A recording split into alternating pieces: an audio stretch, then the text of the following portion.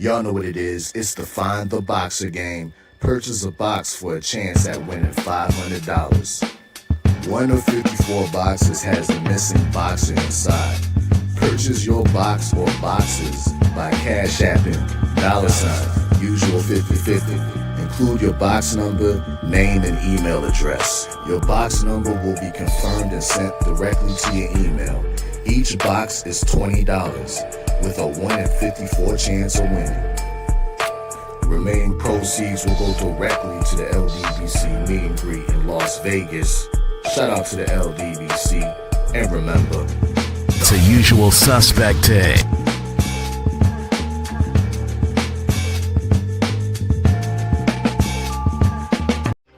Y'all know what it is. It's the usual suspect 650-50 draw. Buy your tickets now for your chance at winning half the pot.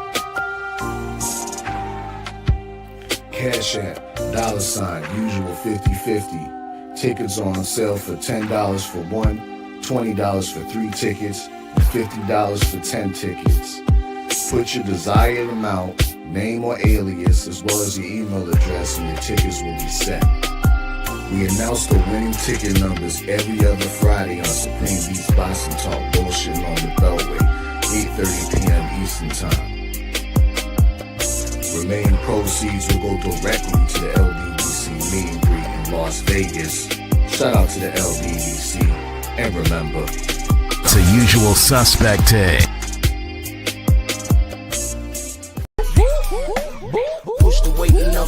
Flex, the livest one in the section. Fit the runner, boy, you nigga, no question. You would run a motherfucker high stepping. Hey, you never had a big enough weapon. Motherfucker never learned your lesson. I'm an 88 pack nigga, woof. I'm an 88 pack nigga, woof. I mean, day walker, drink blood, fangs out, full moon, motherfucker, change like a hoe, nigga. I'm just a nigga from the hood trying to stack a little cheddar for the money. You say before you retire, you want to fight Devin and Shakur. Is that still the plan? I never said that. When I said that? I never said that.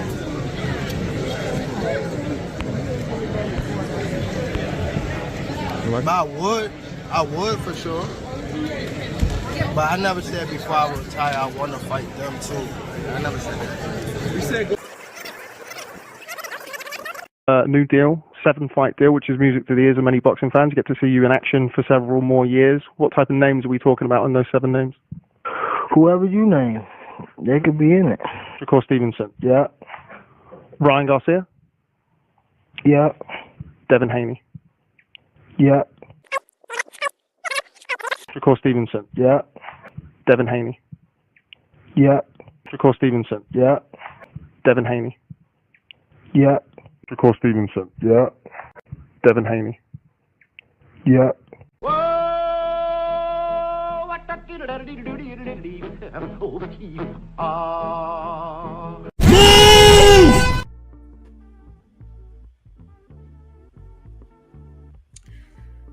Absolutely. Drew Titan, Bronx on deck. Shout out to the mighty LDBC. We're here again, LDBC Strong. Like the video, share the video. Let's do this roll call real quick. My brother Mac of the South, Kawhi Elliott, Anwar Willis, Nada 86, always showing support.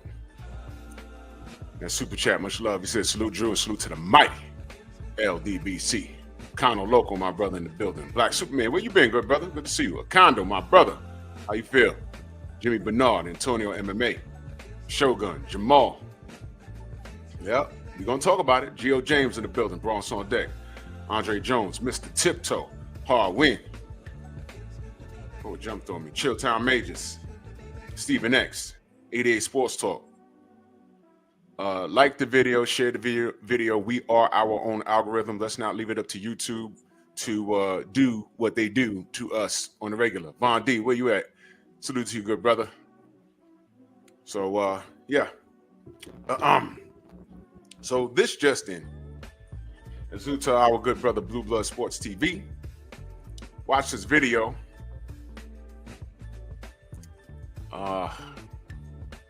So apparently, Lamont Roach is being steered away from. according to reports on the inside, Tank Davis is being advised forget Lamont Roach and pursue Lomachenko with his hurt back or whatever he got going on. Let's just get right into this. Stormy Sensei, tell me what this is in plain English. Yeah, my fault. I was ordering from the Black Gentleman's Grooming Company. You know, I had to do my part. I got to give me some of that beard oil. You know what I'm saying? Now, what's the question again? I'm sorry. So, word is Tank Davis is being advised to forget about the Lamont Roach rematch and pursue a match against Vasily Lomachenko. Tell me, in your professional opinion, what this is. Because a duck man is a dead man. Listen, when's the last time Vasily Lomachenko was in the ring? His last fight was against George Cambozo. That was some months ago. He won by a stoppage body shot. His Christian brother. Yeah. Well, it appears to me that if you're taking a guy who has already admittedly saying he doesn't want to smoke with you at this time or not anymore, and the guy has been outside of the ring for well over a year, he's not really in anyone's top list because there has been rumors of a possible retirement, just trying to figure out a way to fade on into oblivion, as Mike Tyson would say. When you put it all together, it looks like they are trying to preserve Tank Davis and do some sort of what, from their side and perspective, damage control, because it has been surmised that putting him in the ring against a competitive fighter mentally, psychologically, he may not be up to the task because he's not in a situation that is being dictated by his advantages, weight, A side, B side, the intimidation factor of someone kind of being taken by the bright lights of an event, and also home crowd type of scenario where you know you're going in as the villain because you're facing him. So a lot of people are kind of unstable when it comes to dealing with those type of factors along to what's agreed contractually. So you could see where they're trying to check mark, but it's not going to work because he doesn't have, though he be as yellow as a scared shriek, he doesn't have the complexion for that type of protection. Yeah. Wow. Now let me add to that. It's funny you say that. And I need Tank Davis fans to understand. I ain't gotta drag him. I'm just pointing out what happens. Because in the words of our brother BFTB, the truth is good enough. I said a while ago, listen, this should be his Negro wake-up call. What he's finding out right now is that he doesn't have that same privilege. Give you an example. Canelo Alvarez was caught with drugs in his system and everything else. And they still treat and address him as if he didn't do anything. All right, even Canelo was on video talking about he should be DQ'd and they're ripping the New York State Athletic Commission, all of that. Okay? Even his girlfriend, Ryan Garcia, talking about Tank's girl, flipped on him, saying he should have been DQ'd and everything else. Ryan Garcia said that. And they're treating him like he didn't do anything. Now, you're still pursuing Vasily Lomachenko. You're supposed to fight him 5 years ago. You didn't do it. Now he ducked you this last time. And why did he do it? Why didn't he do it 5 years ago? Didn't he say something along the lines of they trying to set me up? They're trying to set me up. They're trying to set me up. And now you're ready to fight him when he allegedly has a bad back? Because I haven't seen no doctor's notes. I ain't no one asking him for no doctor's notes. Right? Oh, and let me reiterate on something regarding that. What he said. More than half of his present fan base, they weren't around for that. Thank you. They just got here. They just got here. They just got here. They weren't here 5 years ago. They do, coming in without checking the temperature, catching pneumonia, because they wasn't prepared for the change in the climate, huh? Yeah. They weren't here. That's what I'm saying. You guys, I always tell y'all, people have to qualify to have a conversation with you about boxing. These fans that just popped up last year or so, they weren't around 5 years ago. So when I play that video, when Tank had the low cut with the waves, and he was asked about Vasily Lomachenko, and Floyd stepped in and said, no, we're not ducking or dodging anybody, but he's going to make 9-figure paydays, and Loma got to fight now because he's old. That happened, but you guys wasn't in the box. Y'all was like in elementary school or junior high school when that happened. But that happened 5 years ago. And right now, did Loma duck him? Yes, but you know what? Ain't no one going to hold that man accountable. And mind you, this man lost his second pro fight. You know the guy that Bob Arum said is the greatest thing he's seen since Muhammad Ali and Sugar Ray Leonard? Lost his second pro fight. And you know what? No one told him to run it back. In fact, they act like it didn't even happen. You see, Tank, you don't have that privilege. You know what I love? When I was at the presser, how Devin sat there with his shades on and didn't say anything.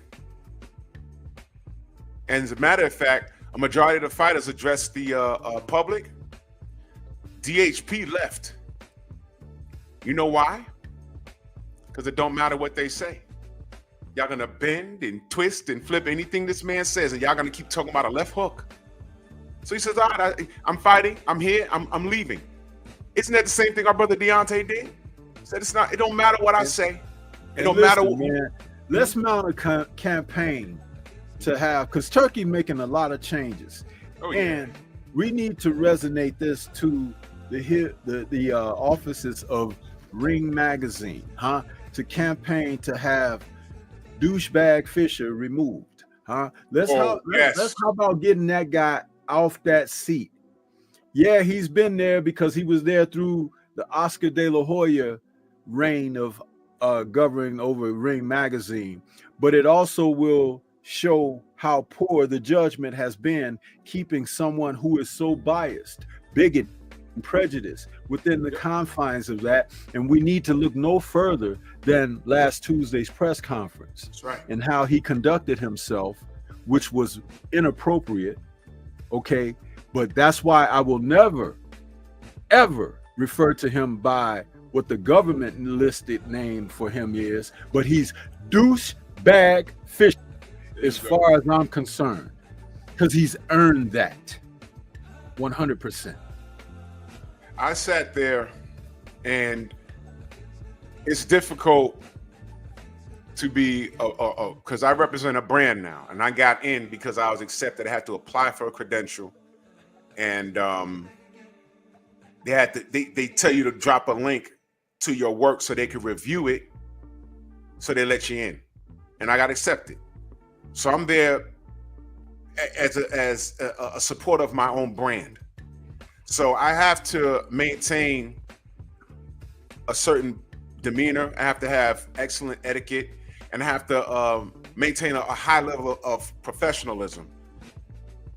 But I'm also a supporter of the sport, and I'm also a supporter of what's right and what's wrong.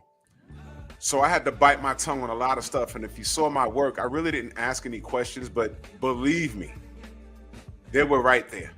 But I just chose not to because I don't want to mess up myself getting into these places. And I told y'all the time to do that is not at a It's not there at a presser. It's normally at a post fight. It's at a post fight where they start making excuses right there in real time. Now, who I did look for was Douchey Fisher. I did look for him. He vanished. Like the time before that, I looked for Mauricio Suleiman. He vanished. He threw the ninja pellet. Smoke came up. He just disappeared. I couldn't find him. But I would love to have drilled Douchey Fisher. Like, why are you not referring to what happened to Devin and Ryan as a crime? Because that's what it was. Why are you coddling Ryan Garcia as if he didn't do anything wrong?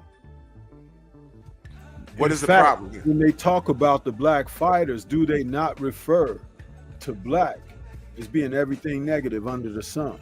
Everything. Even super predator and criminals has been called by the government. By the government. Okay? So you see, they take that initiative and lead. But how quickly that an acknowledgement of criminal act and behavior that took place within the last match of both men, Haney and Garcia.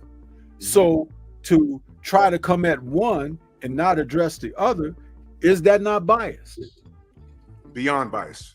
So to come at one and not question or even throw anything out at the other for the sake of trying to hide what is actual evident, is that not prejudice? Extremely.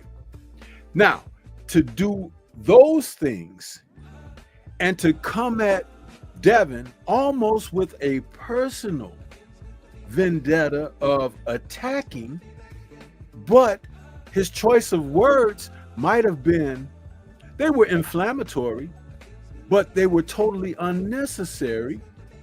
So is that not bigoted? So I just used earlier in my expression toward douchebag Fisher, I said biased, bigoted, prejudiced. We have grounds to request that he be removed from Ring Magazine, because I don't believe in good conscience and faith he can conduct his work without the influences of which I speak. And there's plenty of evidence of this over the years before new ownership took place. The thing Let's is, get him out of there. The thing is, the difficulty behind that, and I agree 110%.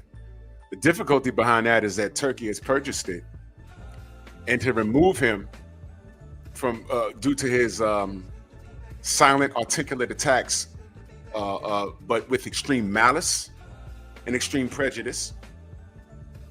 The difficulty is Turkey to do that, meanwhile awarding Ryan Garcia millions of dollars to participate in the sport, will be a complete contradiction.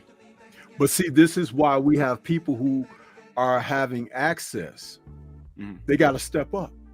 They got to step up the game. You see, if I were nearby, I would say something. And of course, I would know how to articulate it to Turkey and let him know. This is what we have trouble with. And I do believe that the words that I speak have total foundation and root with masses of people. It's just that some people may feel intimidated to bring the issue to light. But you have to understand that Garcia also said something against the Muslim faith, did he not? See, someone needs to remind Turkey of what's important here.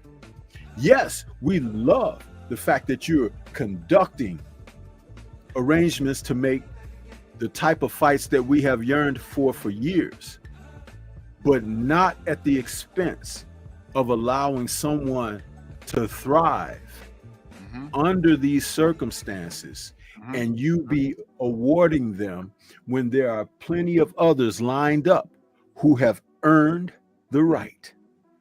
And they are just placeholders at the moment.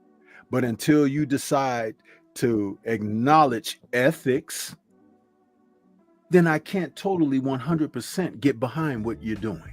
Correct. Correct. And I wanted to point something out.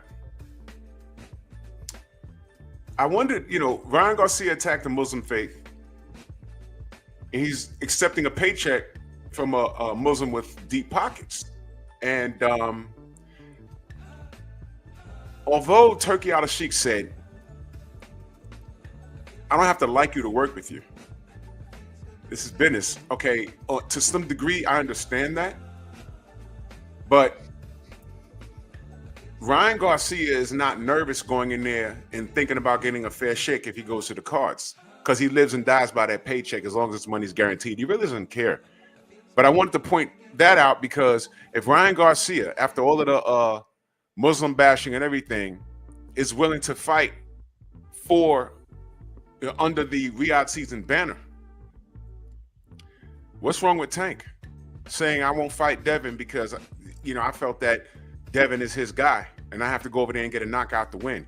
I don't see your girlfriend Ryan expressing those same thoughts. I don't see that.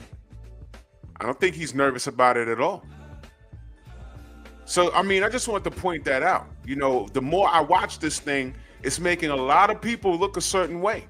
It is Sports Talk in that super chat. Much love. He said, why we fight Shakur if he ain't going to let us do what we do? Yeah, exactly. All of these things are coming back. This is a prime example of the chickens coming home to roost. The chickens coming home to roost, and all of this is relevant. That and salute to Sugar Free Mars. She's alive right now. But she was cooking. And and salute to what's his name? Who pressed Tio? I'm sorry, I'm having a brain fart. Arnold Barboza Jr. No. From the media, who pressed Teofimo Lopez at the presser at Radio City the other day. Oh, okay. What's his name? God dog it, I forgot his name. Najee, that's his name. Thank you, Stephen X. Najee, salute to him. Now, I chose not to approach Teofimo. I saw him walk in the building with the field Negro outfit on, and I just shook my head and I said, you know what I'm gonna do? Here's what I'm gonna do. I'm not gonna go over there because I know me. Najee displayed extreme professionalism and he got his point across, and Tio knew he wasn't playing with him. He knew that. Me, I'm just gonna be honest with y'all. I have my moments. Mayor had to pull you off of his neck. That's right. I'm not that. I'm not gonna lie to you. I'm professional enough to stay away from him, and that's what I did. See, that's the way it. Prior to getting into this new era of shenanigans, that's the way it's usually been handled through history. Yeah. Putting your hands, if not your foot, on someone's neck. Huh? Yeah. That's how you get things done, because then you realize, oh, he ain't playing. Right. You see, that's what's important for them to understand. Teofimo Lopez has a disconnect to ancestry because they did whoop his dad, didn't they? And he didn't take the lesson to heart. But see, what should have happened was while they was whooping on his dad, they were supposed to get on his ass too. That's how you do it. Yeah. That's how you do it. For those of you that don't know, no stone unturned because you want to send a message. You see, they think they send messages through social media. No. With this. No. That's not how we really get down. And you're going around people who have a sense of they may not want to compromise and lose their positions in life. Some of these guys who have sold themselves, sold their behinds, literally and figuratively, and have positions of access, literally and figuratively, and they may not say to T.O. or Ryan what needs to be said, but there is still let me use their word that douchebag Fisher likes to say, demographic out here that will let you know what time it is, son. They will. And see, that's what needs to happen. You know, it's kind of like that cousin that you really can't take nowhere. You bring him.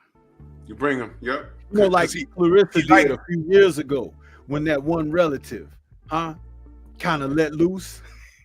Brody, And let me. he was like, hey, I didn't. Oh, yeah, I understood what happened there. I may be talking too much, but those of you in the chat, y'all might know what I'm talking about.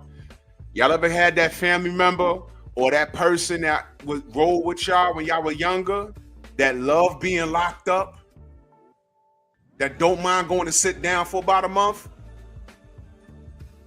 You knew to call him because he was good for something, and it sounds real ignorant. But you know what? Sometimes, this is what I'm saying. I'm not Jesus, because turning the other cheek doesn't always work for me. I'm not going to turn the other cheek so you could kick me in my other cheek. But let me say this about Jesus. Even in scripture, Christ said when one of the disciples smote the guy's ear off, and Christ told him, do you not know that I can call down a legion of angels? In other words, Jesus got back up too. You understand? Right. That's right. That he could let loose at any time. And prophecy tells you that they're coming anyway. But I just want you to understand, don't let there be a separation with the understanding of the word, because when you understand the word, the power comes through in it. And everything that we're saying is right on the level. There comes a time that desecration has to happen. Stormy, how much of this? Let me read this super chat. Plyboy Plays. He says, I got an uncle that had 5 welcome home parties. You see, things like that. You see what I'm saying? You know, listen, it sounds crazy, but you will agree that there's a time and place for everything. How many Kurt people used know? to tell the story of going to the fights with his dad, and his dad would say, Kurt would fondly recall this and say, you see all these, my cousins and brothers here, every one of them got a 45 on them. See? You see? Because sometimes you got to get down. Sometimes. Now let me ask y'all a question. How long do you think, does he think that he's gonna get away with that? Najee was nice about it. And Najee wasn't playing. I'm watching it like this ain't no setup. That brother's serious. But Najee also has a brand. And at no point was he, I don't know, I would love to talk to him, like to find out, yo, brother, and this is a conversation I would love to talk to him off. Y'all don't need to have, you know what I'm saying? There's just certain things that's not for y'all to hear. But I would love to ask him, what did you want to do with that? Because if you know demeanor, especially black people, we know each other. We'll get excited, and then when it comes down, and you get this look, it's about to happen. I saw that. I said, oh shit. He considered putting hands on him. At that point, I'm letting y'all know right now, ain't no refs in the street, man. There's a lot of professional fighters out here that are pussies in the street. I've seen it. I'll give you an example. Larry Holmes is the ultimate professional, but y'all all saw when he illed out in the street and ran over the top of that car to get at, what's his name? What was that brother's name? Yeah, he went out and got at him because that was something else. That was something else. How long does he think it's safe to do this? How long do you young cats make him feel comfortable doing this? I was there, but that's what I'm saying. Najee is the ultimate professional because I could not do what he did because I know me. I'll start off 5 feet from you asking questions, and when I think you BSing me, now I find myself up on you. Storm, you remember Avengers, the first one, where they got into that little rift, and then Banner was illing out, and then they said, put the Tesseract down, and he didn't even know it was in his hand? That's me. I start out 5 feet from you, but then I'm like, oh shit, why I got this nigga neck in my hand? So I said, you know what? He over there? Let me go over there. Oh, he's over here now? Let me go. I avoided him because I know me, especially in that stupid ass outfit. And he said a banana joke right there on the podium. I said, my God. And the whole time, Devin sat there, didn't say a word. The only nigga on that stage was Tiafimo. Everybody was professional. The only nigga on that stage was Tiafimo Lopez. Where's the lie? Where's the lie? And I ignored his dumb ass. And that's what I did. And I'm so glad that Najee did what he did. Because his response was that of a girl. Tio didn't stand on anything. But I wanted y'all to know something. While Najee was standing on business, did y'all see all the people trying to get Tiafimo's attention to get a picture with him? Were there any black people there? No. There was a little boy there. Tio. There was some fat dude there. Hey, Tio. Hey, Tio. And they hear Najee talking to him about this racist outburst. They didn't care. All we got is us. And when we point that out, you're playing a race card. Excuse me. If there was a Jewish guy addressing anybody about something that they made, some comment they made about Jewish people, nobody would be around for that. But you look towards us, we point out that obvious open racism. Open. I stayed away from it because I know me. But I just want to salute Najee for that. And thank you for that, brother. Because I'm not professional enough to stand there without barking on him. Because I'd have barked on him. I would have been in his face like, yo, say it again. Say it again. And what y'all don't, y'all might know, or y'all might not have seen. Y'all may have seen. Lopez Sr. did get into something with somebody. I don't know homie's name. But I was talking to him outside before we went downstairs. I heard the commotion. I looked. I said, oh, that's homie. I don't even know his name. But he was getting into it. Talking about, yo, that's why Keyshawn beat that ass. And he was barking on T.O. Sr. Right? And, you know, y'all saw the video. And I'm like, what's going on? I went over there. And I said, yo, bro, you know, chill. You know, you ain't got to go. I heard that was Richards and Hitchens' man. That's what I heard. I don't know him. I don't know him. I don't know if he'll ever get invited back to a press on. I don't know. But and it's see, funny. That's another thing where they feel like there's a safe haven to behave. There's a safe haven to retreat to when they behave like they do. No, all bets are off. If you're going to insult me and my people, it's on wherever. Yeah. Wherever. Yeah. Like I said, there was a time before this disconnect that it went down like that. Do you remember the old Morton Downey Jr. show? Absolutely. You remember when those guys came on his show and they had that big fight in the studio? And even Morton joined in? That's right. Do you remember Geraldo's show when they brought those Klansmen on? And that one African brother was on that panel and he was whooping everybody's ass. I remember that. Geraldo ended up with a broken nose from a chair getting hit in his face. And Geraldo stood on his business too. Yeah. He was in there throwing because hands. Geraldo is a Latin man and they were talking about taking him down and everything. Everybody. You see, Geraldo was on his show in front of a live audience and had to throw down. Yep. Do you see what I'm saying? He had a television show and he wasn't on much longer after that. Right. But he handled business. See, this is what we're trying to tell you guys, that there comes a time when enough is enough.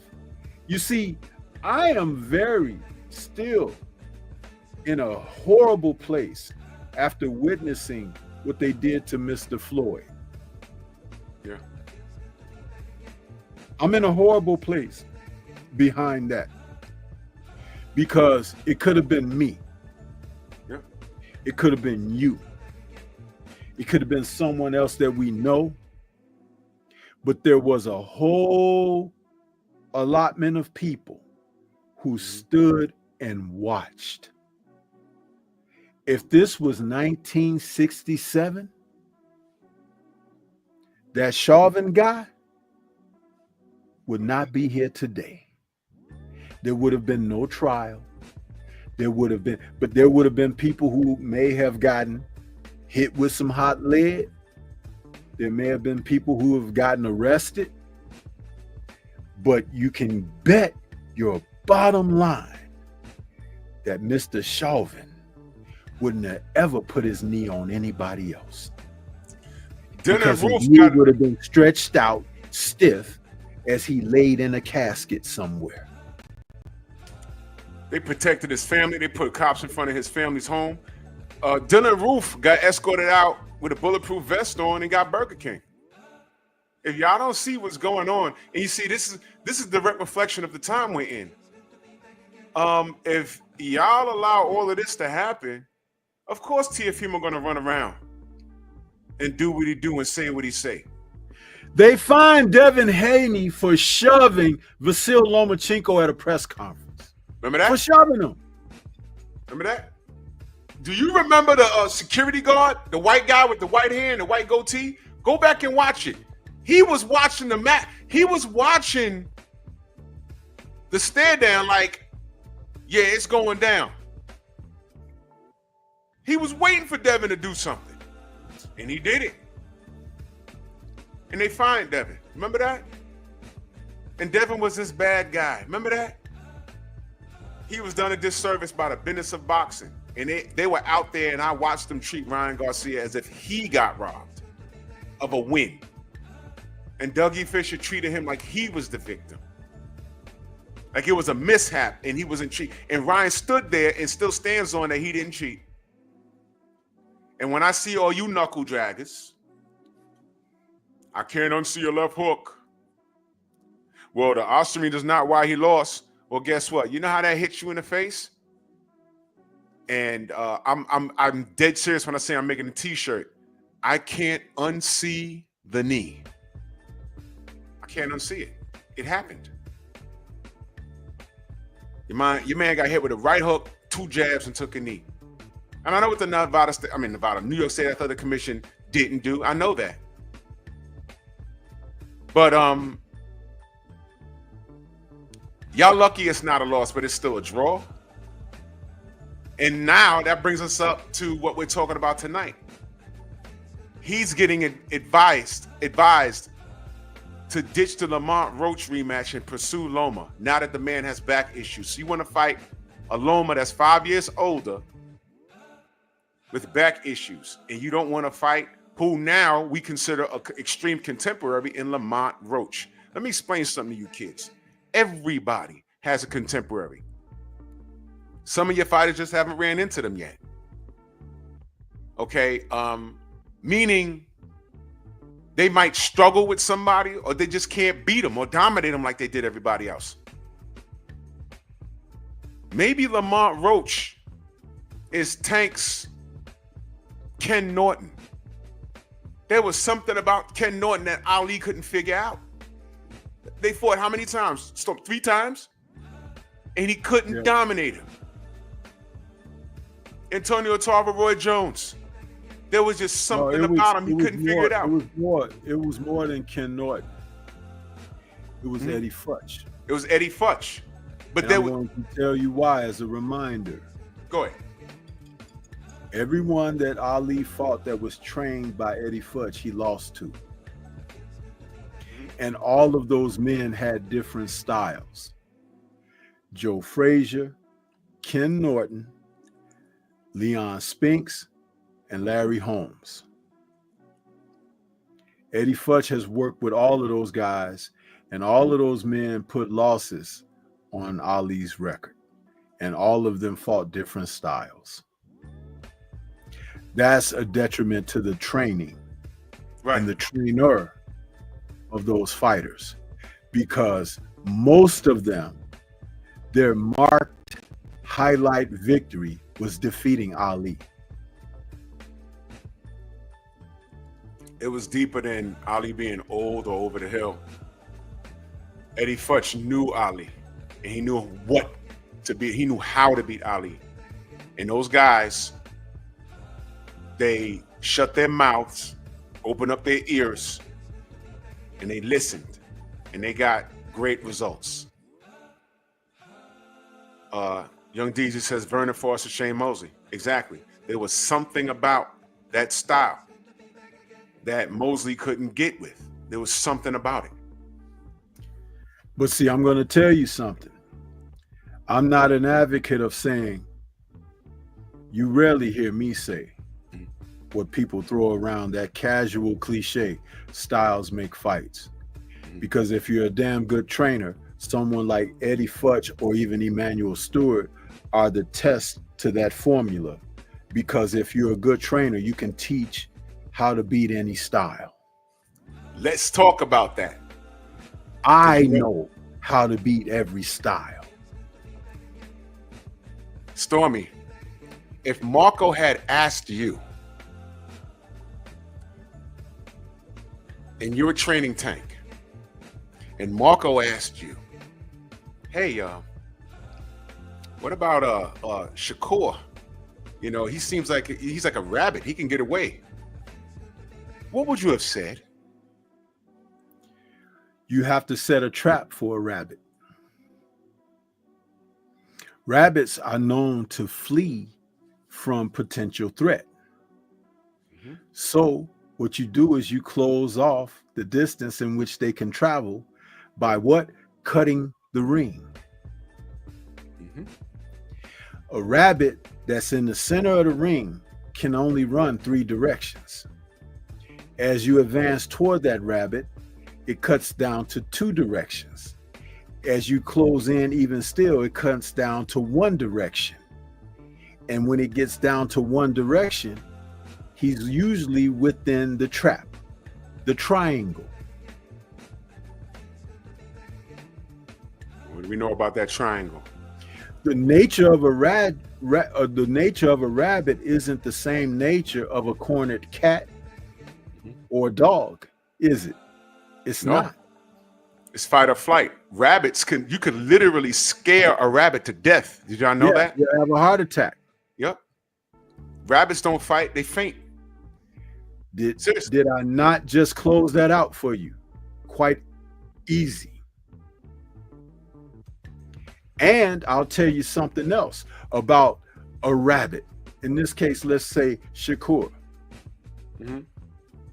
He can box, yes. But you never box a boxer. Correct. You fight a boxer. That's right. You make the fight, you make the boxer fight your fight. And Mr. Brittle Glass Hands can't stand with you, can he? Not over 5, 6, 7, 8 rounds, because his little mitts ain't gonna hold up to it, is it? Nope. What's there to fear but fear itself? Now, but see, if you have a trainer who is not confident in himself, then he can't prepare a charge to go out and do what's necessary. Did Breadman not coach Caleb Plant into a manner of defeating that man who was bigger and stronger than him? And he was a bully. Yeah, and actually was going to try to impose his physicality on Caleb. He threw him to the canvas early in the fight, remember? Yeah. He was trying to show him who was boss. Breadman reminded Caleb of the essentials of what this is all about. Get close to him. He can't fight. His thing is being physical. And if he can club you, he can. But how can he club you if you're in his chest? And when you in his chest, what do? You work him like a scat machine. You go up and down, in and out, around and over and under on his ass. And that's how you get it. And after 3 or 4 rounds of that, he come apart psychologically because he was in a situation where he found out, I can't really fight. There you go. There you go. And because Caleb had been in fights, he's been in boxing matches, he's been in against better opposition. Better opposition. People who were more dangerous because of their ring IQ and ability. He was able to break that down from his experience, but he had a coach and trainer to remind him that you have the ability to do this. All you got to do is believe in what I'm telling you. A It'll work coach, itself out. a trainer who had a product that they knew could execute a plan. That's what he had. And I've said this before. What you just said is not what Coach Cal said.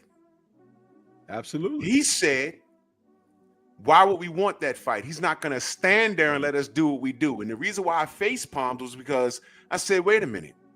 Either you're failing as a coach and a trainer, or you know the limitations of your fighter. If Breadman had been in Caleb's corner when he fought Canelo, he would have defeated Canelo. He'd have beat him.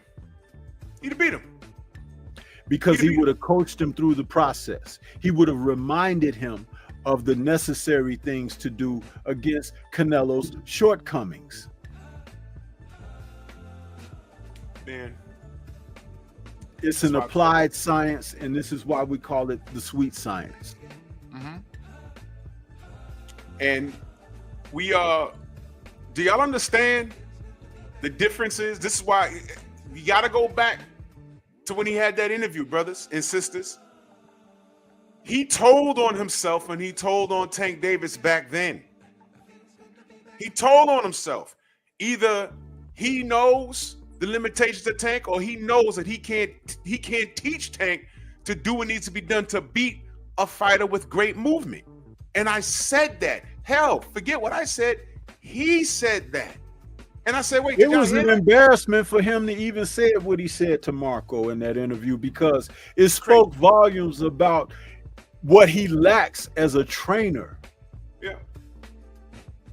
I spoke about this earlier today when I mentioned from her fight over this past Friday, Caroline Dubois, in that situation where she was taking on Bomi Rishin, and she did not know that she would be in a fight like she was. And even though she got that, what was it? It turned out to be a majority decision over her because one judge had it a draw. The first thing she acknowledged during her post-fight interview outside the ring, she said, "I'm going to have to go back to the gym and learn how to fight on the inside." I was like, I'm looking at the TV like, I said to myself, what the hell is Shane McGuigan doing? Because remember, they're boasting about how great a trainer he is and everything, right? This girl just told you on national TV that she don't know how to fight on the inside.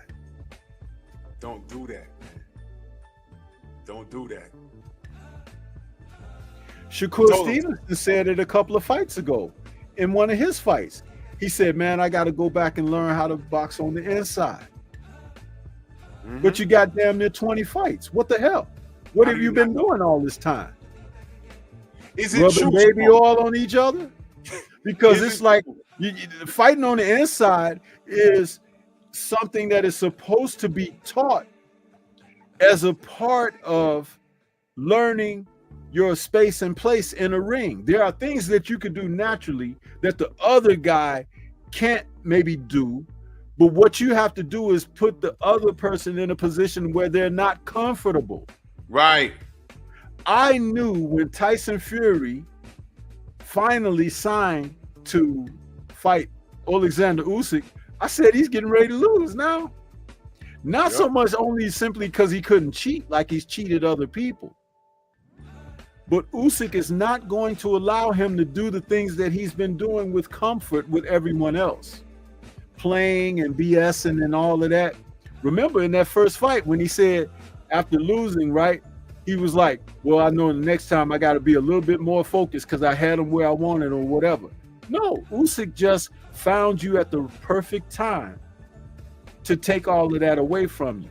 So even coming in more focused, you might be more focused, but could you get better as a fighter? Absolutely not.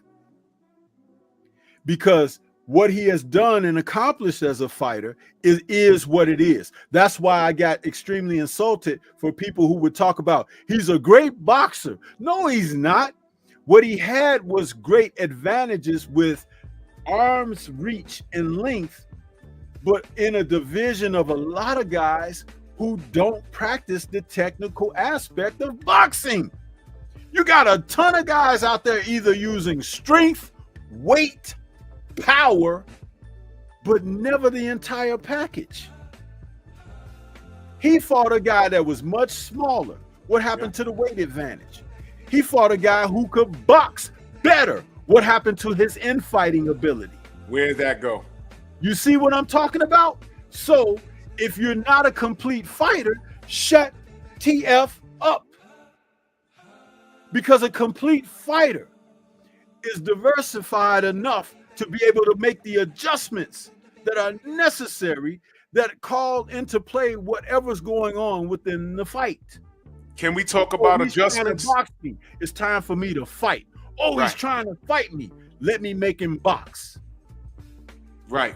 And that's it. I was just about to say, let's talk about adjustments. There it is.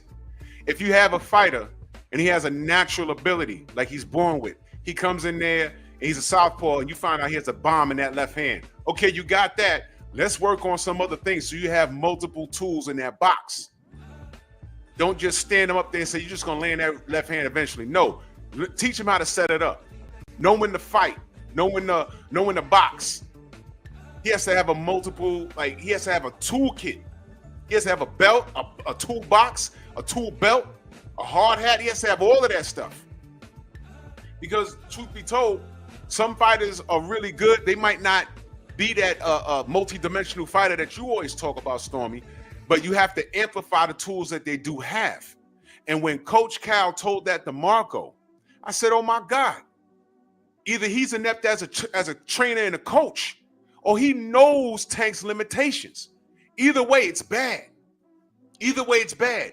And he told y'all that. And now, where we thought, oh man, you just don't go on the inside and fight Tank on the inside. Lamont Roach from 130 pounds just told you, oh no, you could be on the inside. Watch this. Watch this. Now, true, they might not be people at 135 or 130 or 126 if he fights a newie. There might not be people there that can do what Lamont did. That might be true. But read the title of the show. He's advised not to do it with Lamont because they saw what we saw. Tank could not execute. There was something else going on. Ain't no hair grease. A braid ain't getting his eye. That was a style problem. And that was Tank not thinking outside the box. Or what you see with Tank, that was Tank. There were a couple of right hands throughout that fight that knocked Tank back on his ankles. It sure did. That's what the problem was right there. Was you shocked to see Tank get hit by a shoulder roll punch? Was you shocked? No, because the guy has skill. Listen, we got brothers out here that've been talking about Roach as if he's nothing. Mm-hmm. Roach is a fighter. Now, just because you don't know him, just because he may have lost that fight against Jamel Herring, doesn't mean he hasn't improved and gotten better. I talked about that. I talked about when a fighter goes through a situation where they have a setback and then they come back from that to shore themselves up that, okay, I made some mistakes in the past, but let me try some things a different way. And then people forget about this guy because, yeah, there's other stuff going on and you're blinded by it. But like I said before, when a fighter has nothing to lose, but he has everything to prove, then you're in a situation where the person that's opposing that are vulnerable to what his desires may truly be. And that's the case of what you saw. There's not a lot of fighters in today's present time that will take a defeat, turn it on its end, and come back better than before. Not because that, you know, they just made some mistakes or whatever, but because they want to be better than where they were. They want to be better. Tank couldn't hit this guy with a lot of clean shots. He was catching him on the arms and everything. Right. He was blocking him with his shoulder. He was fighting just like Oshaki Foster was fighting against Robeson Conseco in their first fight. Yeah. And they robbed him of a decision. Oh, the irony. 2 guys in that weight division robbed by a better better performance by a lesser fighter. What the hell? Do you see a commonplace in boxing? Ladies and gentlemen, let me take a pause right quick. Have we lied on Tank at all? We just talking about what happened. Now look at the title of the show. No Lamont, Get Loma. This is what he's advised to do. Are there any Tank supporters here? This is the news we're getting. Now all of y'all are saying run it back, it's going to be different. Y'all think that Tank has another gear. I'm telling you, that was him in that ring. There was nothing wrong. He wasn't injured. It wasn't no hair grease. It was nothing. And he made excuses, man. I had hair grease in my eye. They went and wiped his forehead. That didn't make any sense. But for you to think that Tank has another gear, without him being drained or anything like that, there was nothing going on with him other than he was up against it.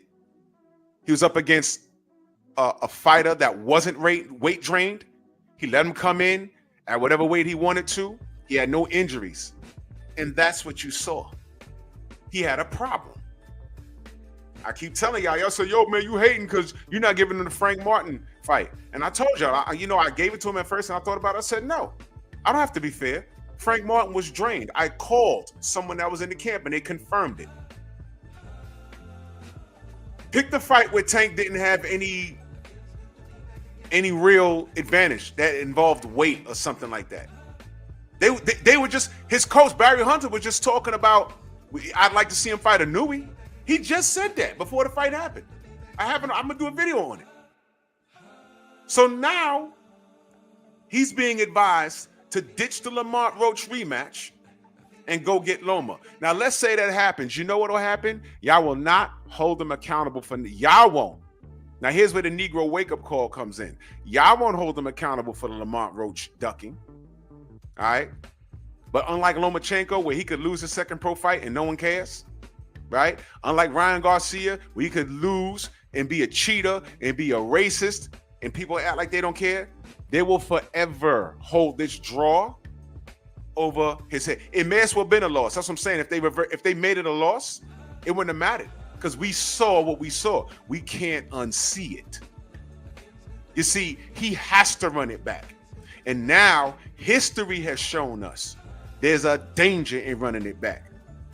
Ali ran it back with his contemporaries, and sometimes it didn't work out too well. Shane Mosley ran it back with Vernon Forrest, and it didn't work out too well. Roy Jones ran it back with Tarver, didn't work out too well. And by the way, I love what Stormy said, when you have to box and fight or whatever. Did Glenn Carf Johnson go in there and try and box Roy? No, he said, I can't outbox this guy. Here's what I'm gonna do. And he put on his rhino hat and he went balls to the wall and he landed one. And that was the end of it.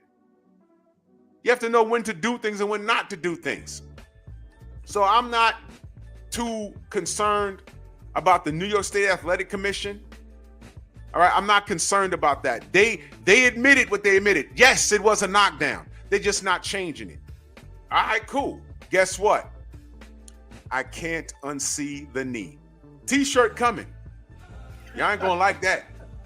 88 Sports Talk. And that super chat, he said, it seems to me if you keep Tank in the center of the ring, you have a chance his most vicious KOs come from opponents being backed up into the ropes. Yeah, if you stand in the middle of the ring, you have a chance, but up against the ropes, it ain't gonna work out. What Lamont did was he backed him up in a lot of spots.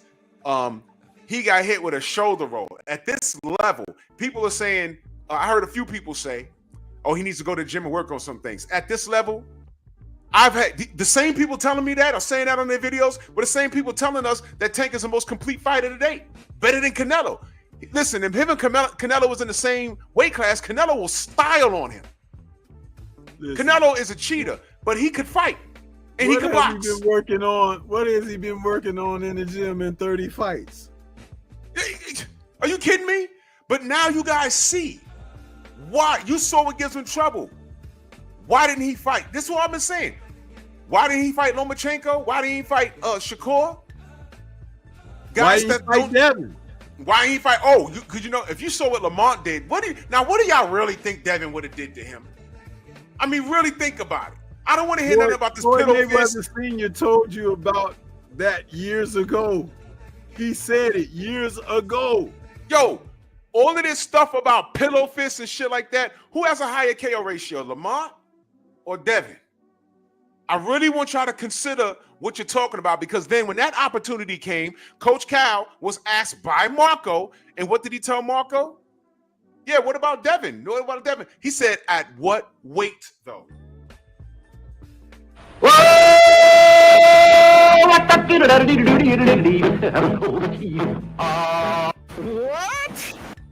Tell me the truth without telling me the truth. Listen. And how about this? Amazingly, after the Marco interview, Tank ain't with Coach Cal no more. Yup. Ain't that crazy? And during the fight, Barry Hunter out there, and they talking after in the ring, he's going over there talking to Barry and trying to hide his conversation away from Coach Cal. Hold his jacket up like this, talking to Barry like he don't want him to see what he's saying. That's kind of like some girly girl talk, gossip girl talk stuff right there. I don't understand, but it's like you got him in your corner, but he ain't in your corner. You got him a part of the entourage, but you're keeping him on the outside. What the hell is really going on? Man, really? The corner was in disarray, bro. It's in disarray. Everything's in disarray. But you know what stands true? That had nothing to do with Tank. Tank's performance had nothing to do with him being distracted. That's just who he is. He was healthy. There was no injuries, nothing. This was a stylistic nightmare, and he fought someone healthy. And I'm going to tell you something else. If he fights Lamont Roach again, because now I'm not sure. If that happens again, when the walls I see him tumbling down. If he tries to put a rehydration clause on Lamont Roach, y'all gonna see all kind. Man, I'm gonna cut this kid up with the truth. I ain't gotta listen. I've never lied on this kid. He fought a healthy guy in front of him, man.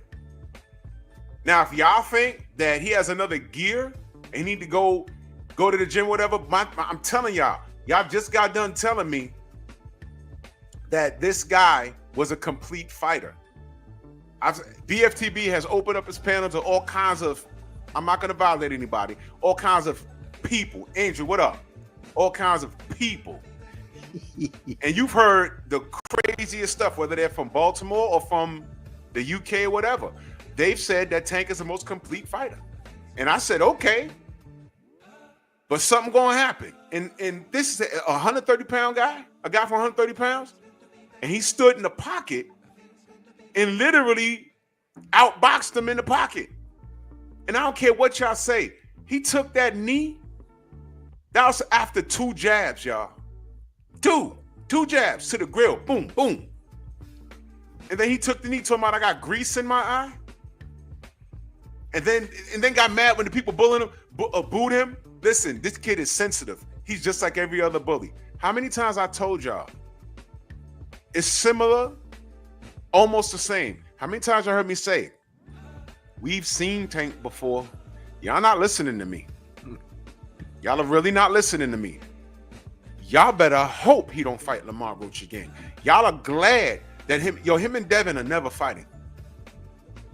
Because they fought already. If he fights Roach again, he gonna do a foul just like his mentor he's did. he's gonna find a way out that fight, go through the fight, especially if Roach gets started a little earlier with more intention to assert himself. It's not going the distance. It's either going to be a DQ or retirement. Yeah. Yep. Let me. And you know why we say that? Podcast and be like, you know what? Stormy called it. This is like, because history has a way of repeating itself. It man. does. And you know what, Stormy? And you know why you're right? What was he about to give his fans had he had beat Lamont Roach?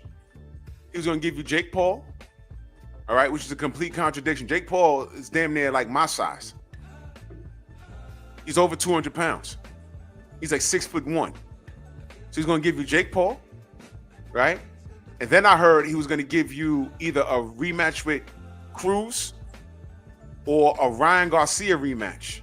And then he was going to retire. That's what I heard at the presser, where I talked to a lot of people that y'all don't talk to. That's what I was told. And I said, son of a monkey. Son of a monkey. Word. They said, yo, he's going to give you Jake Paul, a Cruz rematch, and a Ryan Garcia rematch, and he was going to ride off to the sunset. He wasn't. Oh, I'm sorry. He was going to consider giving you Shakur as his last fight on the way out. That's that comment by Snoopy Mac. Oh, man. Let's talk about that. Did he really try to give... Did he try to bite this dude, man? Did you see that? I saw it. Man. I saw it. This is like, that's why I say the resemblance is uncanny, isn't it? Uncanny. Like, I spoke about this stuff before. We've seen it. I did lives about this. You know, remember the meme I put together with Devin facing off with Tank, and I put Holyfield versus Tyson. I said, we've seen this before. I keep warning y'all. Y'all don't want to listen. And right on cue, you know, I was listening to the brother BF, and I got a text from somebody that said, yeah, I didn't want to say the kid's name. He was on the panel, got so frustrated at BF, he threatened his life. And I say, here we go. Here we go. But I told y'all about that kid, right? That's why I don't allow him over here no more. He wore out his welcome, and now he got on my brother's panel and threatened his life. Over what? A guy that don't know him. But I said, you know, you could tell crazy. Listen to him. His speech is slurred, but he never boxed in his life. But his speech is slurred, and he's a typical kid walking the street that idolizes people that are in the limelight but has no father figure. Y'all know who I'm talking about. But you see, sometimes you got to let people go. If they don't take any guidance, if they don't accept any structure in their life, let them go. I have kids to raise. I ain't got to deal with that crap. We speak of the facts over here. Have I lied on Tank once? And I welcome a Tank, unconditional Tank hater. I welcome it. Come on in. I got a question for you. Are you cool with Lamont Roach being ducked by Tank because he's being advised to avoid Lamont and trying to go get Loma with his broke up back? Are y'all cool with this? And my follow-up question is, Abraham. And my follow-up question, do you really think Tank has another gear? What didn't he do in this fight that you seen him do in the other fights other than knock out opponent that the weight drain caught up to them? I'm gonna remind y'all, Leo Santa Cruz was outweighed on fight night by like 20 pounds. Y'all don't want to talk about that, but Devin's a weight bully. He drained Ryan Garcia, but Devin's a weight bully. Frank Martin was also drained, but Devin's a weight bully. And then when he's asked, Coach Callis asked, what about Devin? Marco asked him, what about Devin? He said, at what weight though? Wait a minute, he was at 135 for like 7 years. What happened? And you remember the smear campaign? Devin's been breaking the rules for years. Some of your favorite YouTubers said that. Remember I did a live? Remember that? I said breaking the rules for years. Well, let's talk about this. Devin Haney's been breaking the rules for years. That's what y'all remember when I pulled up the article and I said Nevada State Athletic Commission, they did want to put the kibosh on these crazy 20, 30 pound rehydrations on fight night. They did say they wanted to do that. They never did it though. They never did it. And they were really talking about those crazy rehydrations in MMA. That's what they were talking about. There was like 100 MMA fights where the rehydrations was crazy. But there was like about 20. Don't give me, find the live. Because I read from the article. It was a handful of boxers. But let me ask y'all a question. When has Devin ever missed weight? Follow-up question. How many times has Tank missed weight? How many times Shakur missed weight? Which one of those little monkeys gave up a belt because they couldn't make weight? You understand? So if you sign to fight Devin at 135 and you say, yo, look, you can't come in on fight night no heavier than 140, you think he wouldn't make the weight? When has he ever missed weight for you to even say that? And what the California State Athletic Commission was trying to put into place, they never did it. They voted to do something about it, but COVID happened. And that fell to the wayside. So again, when did Devin violate? Had Regis Prograde marching to that tune. This is what happens. You see, if you want to hide something from a nigga, you put it in the book. You're the athlete. You're the athlete, Regis. You didn't look it up. Devin didn't violate you. And then your yellow ass want to side with Ryan. Oh, good for him. Basically, that's what you said. Ryan came in heavy. Good for him. What about all the drugs and stuff? Oh, speaking of drugs, you see how God works? Because when he was going to go fight Jack Catterall, what was he on here crying about?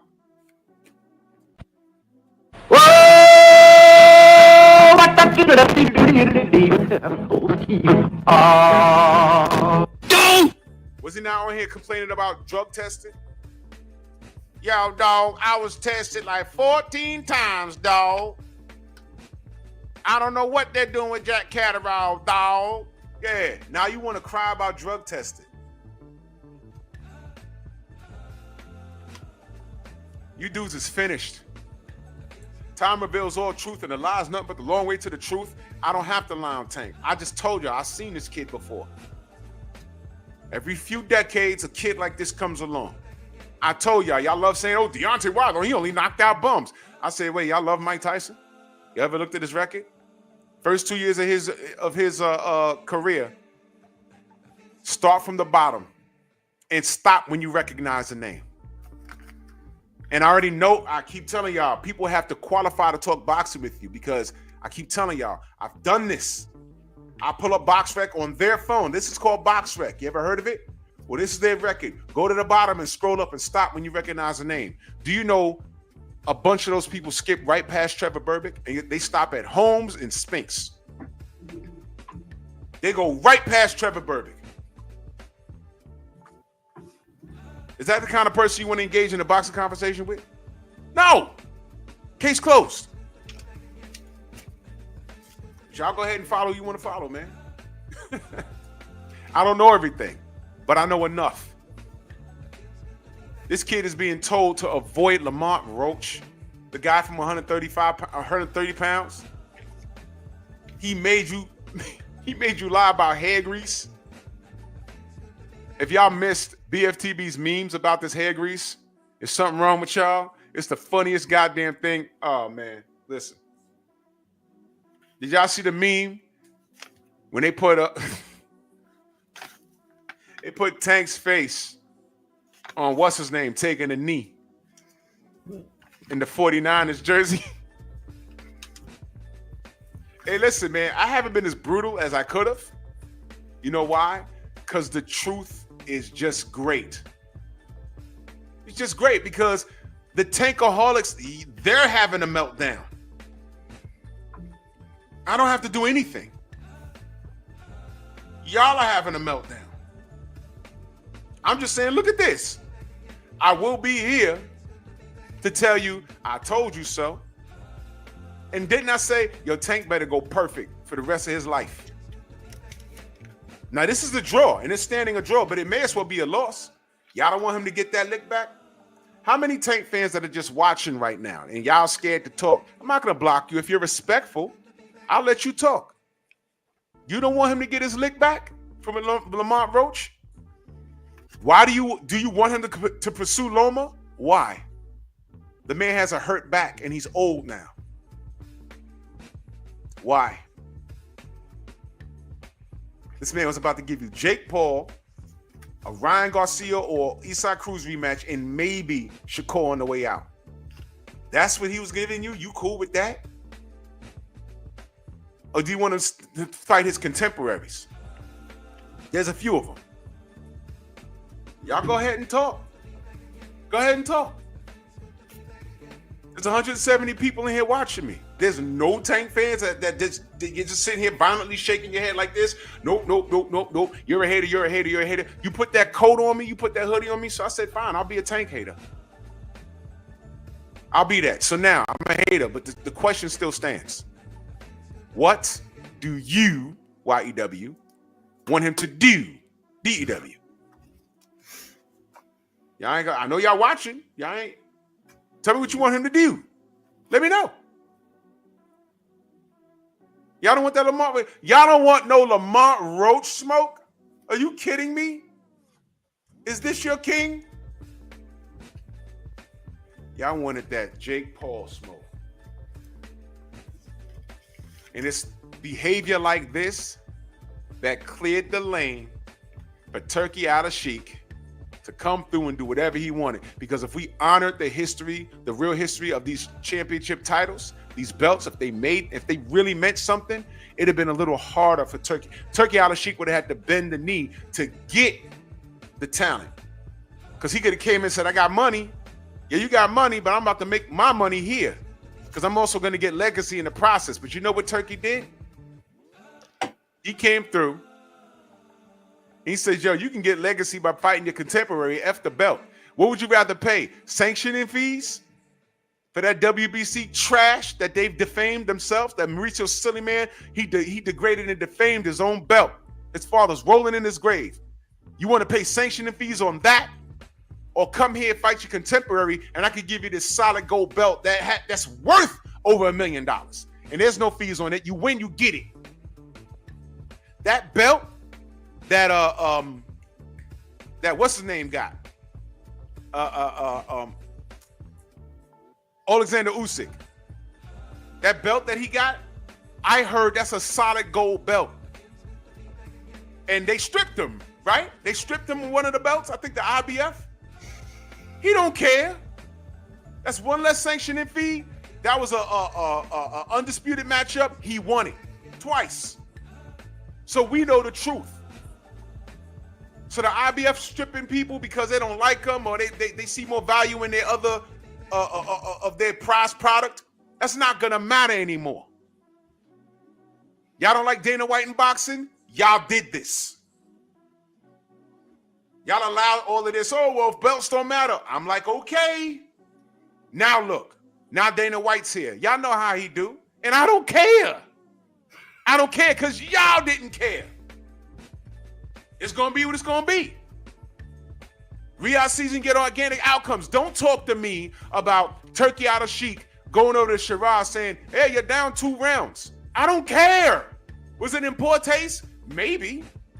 But don't talk to me about Turkey Al Sheikh when Devin Haney was jerked and I still got people in boxing media talking about, oh, well, Ryan Garcia was done a disservice. Don't talk to me about Turkey Al Sheikh. He can do what he want. Where's my button? Where's my button? Whatever, I do what I want. I don't care.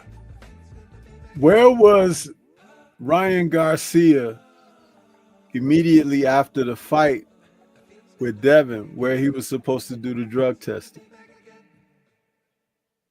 Y'all didn't care. Y'all didn't hear us when he said, yo, after the weigh-in, he was overweight, and then he was supposed to go pee, and he disappeared for 8 hours? Y'all didn't hear us when we said that? 8 hours. 8 hours, he vanished. It's all documented. And then when he got caught in every direction, I want to dig up George Floyd and kill him again. Am I lying? That's what happened. We was like, whoa, what's this? And how about this ignored, undeniable fact? When faced with the New York Athletic Committee, when he was standing in front of those people, he pleaded guilty. He pleaded guilty, y'all. He pleaded guilty. If you're innocent, you don't plead guilty. He copped a plea. Are y'all awake? Are y'all awake? Are we lying on Ryan Garcia? Are we lying on him? Or did any of this, did he not blame Scooter? They flew this man in and he said we was on track. He had 3 more pounds to lose and he just stopped. He was like, huh? Why you stopping? I said, nah, I don't want to do it. And remember, Floyd told him don't do that. And Floyd told him don't do any of this. Floyd admitted that he couldn't speak on it because he didn't want to incriminate himself of having something to do with tampering with the situation. See what I mean? There's corruption all the way around, but everybody is looking at Devin Haney, the one man who was trying to bring you all what you professed that you wanted to see, which is good boxing and good matchups. And pursuing greatness. The best fighting the best.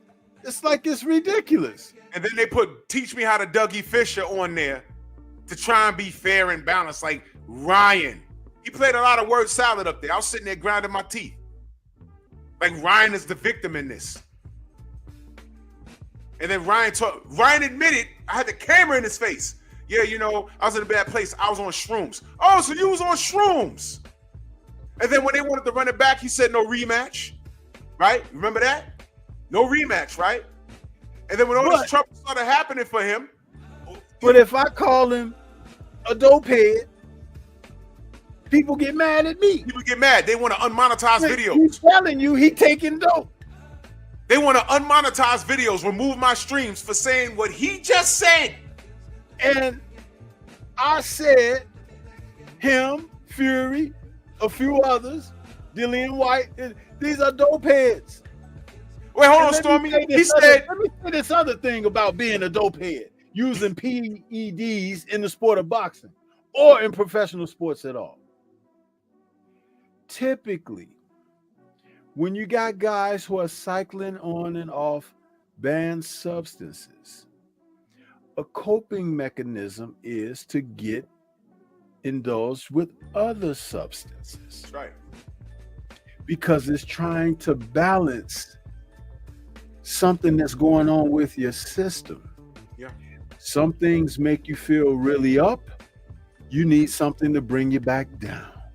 Yep. Some things bring you down and you need something to pick you back up. It's all, if you do the research, it's right there. And you see the tendencies and the behavior of the persons that we speak of. Yep. All of them have had public outbursts, embarrassing moments, acts of violence against others, and things of that nature. We've seen it. He said that he was on shrooms. So in my video, he said, Ryan said it, not me. He said it. And I'm like, wait a minute, what? He said that. DHP wanted him to do 24-hour testing, which means they can run up on you at any time. And you know all I read? There's no way you could do 24-hour testing. It's impossible. No, the effort is there. All that means is that they can walk up on you at any time. They could test you, leave, and come right back 5 minutes later and test you again. They could leave for 7 to 8 days and come. He didn't agree to it. You know why he didn't agree with it until fairly recently? Because I asked Henry, what about the drug testing? Y'all on VADA? I asked him. He said we was just testing. He didn't want to adhere to testing until he knew all of it was out of his system. That's why he's sitting here so calm. That's why he's trying to be level-headed. But make no mistake about it. He wants to see how his body reacts, not on the drugs. Now, I ain't got no malice towards Rolly Romero. He's a strong kid. He might land something. I don't think he's going to win. But don't be surprised if Ryan Garcia's out there looking sluggish and strange. Don't believe that it's ring rust. He's not on narcotic. No, he's not on any narcotic. Salute to Freedom's Heads rust. His heads rust, exactly. Freedom's March, my brother, in that super chat myself. He said, I'm a proud Tonka Twuck hater. Stand on it, brother. For real. Stand on it.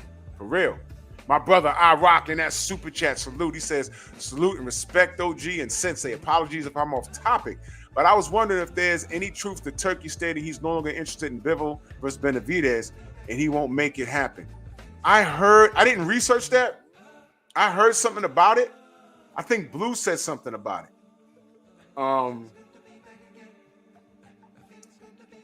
I don't know. I haven't researched it. But you know what, though? I'm good. Those guys can fight 100 times and it's going to look like that. You know why? That's a brotherhood, y'all. And what you see is what you see. Don't tell me that Dimitri Bivol and don't tell me that Artur Beterbiev ain't got another gear when I've seen it. I've seen it. Don't tell me that you think Beterbiev got another gear, but Lamont and Tank were friends, which is why Tank acted the way he acted. You just wait till they put Beterbiev back in the ring against one of them brothers that look like you and see what happened to his ass. The next fight Beterbiev has, it's going to be a violent-ass knockout. You're going to be like, well, where was this guy? They on code. That's all I'm going to tell you, bro. I'm telling you, Artur got another gear. We've seen it. Man, you know what you might have 2 more gears. Go to Stamina for Sale and ask Tunde. Ask him. Say, yo, does Artur Beterbiev have another gear? He's gonna go, psh. You know why? You know why I told you to ask Tunde? Do y'all know why I told you to ask him? Who does he train? Anthony Yard. Anthony Yard will tell you. No, that's some bullshit. That is some bullshit. That is not the guy I fought, yeah? That's not the guy I fought, yeah? Yeah, he'll tell you. He'll tell you. What? Joe Smith will tell you. That's not the guy I fought. No. No. Fighters could tell you. You see right there? See, when I did that, he took my eye out. I had to put it back in my head. You know what I'm saying? Come on, man. Yep. Come on. I don't want to see it anymore. And you know what? If Turkey is not interested in that third fight, it's because he knows it. It's because he knows it. So I'm cool, bro. I'm cool. But the guys who fought Beterbiev, they'll tell you. Go to Canelo and be like, yo, you think that was, would you fight Beterbiev now? Fuck that, man. No, fuck why that. Why do you think that Canelo has said he's interested in the winner of Beterbiev and Bivol as long as it's Bivol? That is funny as hell. I told y'all, Bivol will box his face in because that's his nature. Artur will kill him. And I'm cool. After that rematch, I saw what I saw. And I'm like, cool. Don't tell me, oh, it's because he's 40. I'm not hearing that. That guy has no bad habits. He's you remember young, what George Foreman was doing to people at the age of 40? Right. Foreman came back. It was getting titles and punching people's brains out the back of their head. Get out of here, man. Get out of here, man. I know what I saw. I'm good on the third fight. You know, I rock, but I'm a research it. I rock. I'm a research it, but I'm cool if he's not into it. I'm cool. I already know what it is. But don't tell Tank fans can't tell me that Artur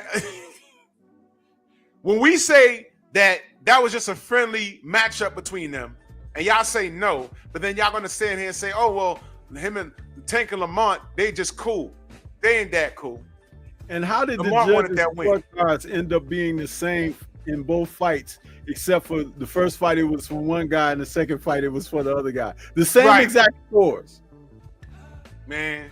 What is that, man? I'm tired of the bull crap. I'm tired, man. I'm tired. I'm getting sleepy on it. You know what I'm saying? Stormy, when that fight was over, I said, yeah, when they announced it, I said, yeah, they got me. They got me with this. But I knew what it was. Look, I'm just gonna say it. If there's somebody watching, like, well, what are you talking about? Look, they're both Russian. That's it. That's it. They're both Russian, and they don't want to do it to each other like that. That's it. And they split. There will be no rubber match. They cool, and I'm cool. I don't want to see them again in the ring again. I'd like to see them perform, but not against each other. I'm cool. Now, do y'all Tank fans, and I know that there's 170 people in here watching, are y'all cool with Tank not running it back with Lamont Roach? Who's cool with that?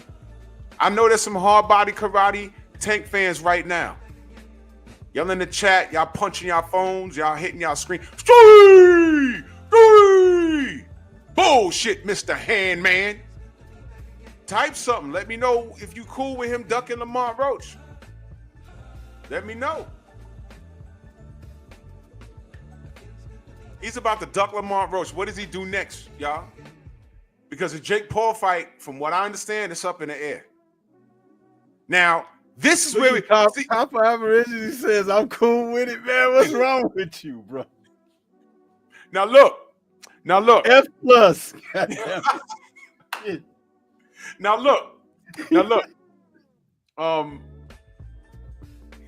Y'all cleared the lane for guys like Dana White and guys like Turkey Alasheet to come in here and do what they do.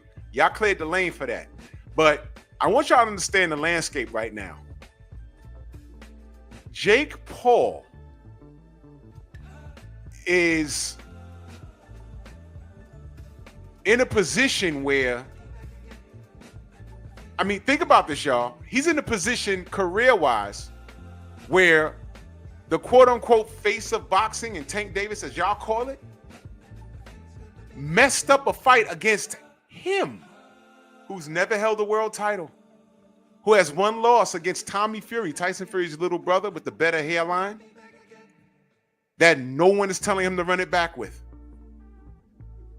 I mean, understand where we are in the sport now. Tank Davis, the face, messed up a payday against a YouTuber / boxer. I mean, really think about this. And you know what? I'm not even disrespecting Jake Paul, because he got in where he fit in. He got in where he fit in. This is y'all with the shenanigans. Y'all did this. Tank, listen to how this sounds, y'all. Write it down. Tank messed up a payday against Jake Paul. Y'all hear that? Y'all hear that? Tank Davis messed up a payday against Jake Paul. What did y'all Tank fans think he was going to see if he fought Jake Paul? I'm going to tell you right now, he's not knocking Jake out. You know why? Watch this. Y'all heard this? There's weight classes for a reason. And although Jake Paul is not a superior boxer, he's a bigger person. And if he lands one on the side of Tank's head, he's going to hurt that little boy. Because Tank is significantly a smaller human being. But Tank Davis messed up a payday against Jake Paul? And y'all mad at Turkey Alasheet? Y'all mad at Dana White getting it? Y'all did this. Y'all single-handedly goofed up my sport, man. Allowing this to happen. Tank fans, y'all did this. All we asked y'all to do was to tell Tank to fight his contemporaries. If he fought Shakur and beat him, if he fought George Kambosos or Loma 5 years ago, or Devin, if he did all of that and was successful 90% of it or 100% of it, and then he says, you know what, I'm on my way out, let me give Jake Paul this payday. Then it makes sense. But y'all did this. But then again, you guys got to understand, people have to qualify to have a boxing conversation with you. All of this stuff is your fault, which is why I don't listen to you in words. That's why I don't listen to you. Because I understand that you guys are retarded. You're retarded. That's why I don't make no response videos for people talking about me. That's why I don't entertain. That's why I got so many wrenches about. That's why my block game is on point. Y'all don't qualify to talk to me. You really don't. You really don't. Don't tell me, yo, I like Devin, but I can't unsee that left hook. The left hook was tainted. Why do you even say that? You know what? Never mind. Block. But t-shirt coming soon, because you know what I can't unsee? That knee. Why did he do that? Any rule you looked up, it tells you. Matter of fact, and shout out to 503.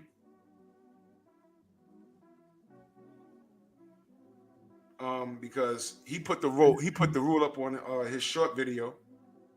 Let me go to my screenshot. Hold on. I got somebody for Tank to fight. Who? To send Batar Erdenebat. Oh, Cindy. Yeah. Ryan, are you okay? Him. Ryan, are you okay? You okay? Yeah. Cindy. Cindy. Yeah. Oh, by the way, all the people that said you don't sue in boxing. Vasily Lomachenko's team filed an appeal after his controversial loss to Devin Haney, with Lomachenko's manager Aegis Klimas calling the decision a robbery and vows to protest and appeal the judges' scores. Y'all forgot about that? I thought we don't do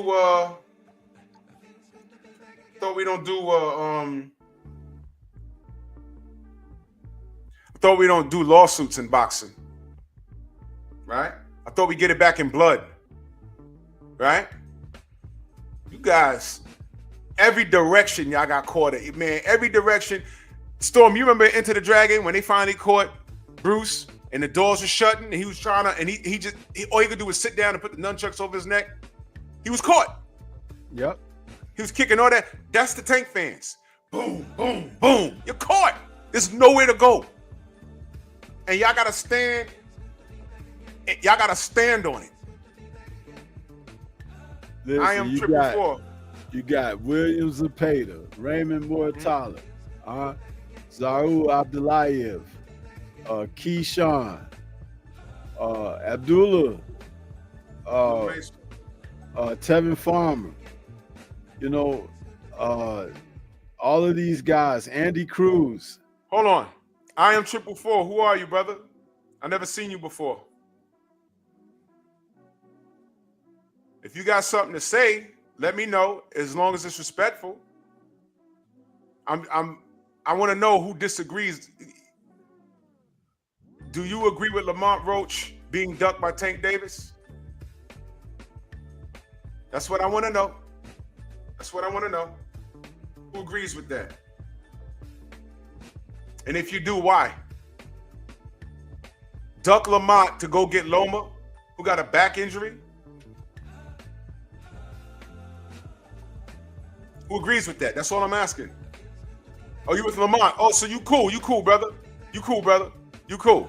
I want the Tank fans who thinks that it's cool for him to duck Lamont and pursue Loma with a back injury, who we haven't seen or heard from, because he's coming off of a knockout victory, y'all. And he has a belt, but he's been quiet. So I want to know from the Tank fans, y'all cool with Tank being advised to duck Lamont and pursue Loma? And this is, here go Tank again, pursuing somebody that he knows he has a one-up on. Now, y'all will tell me that that's good boxing, that's good business. You know, like putting Moles, that guy Cindy Batar.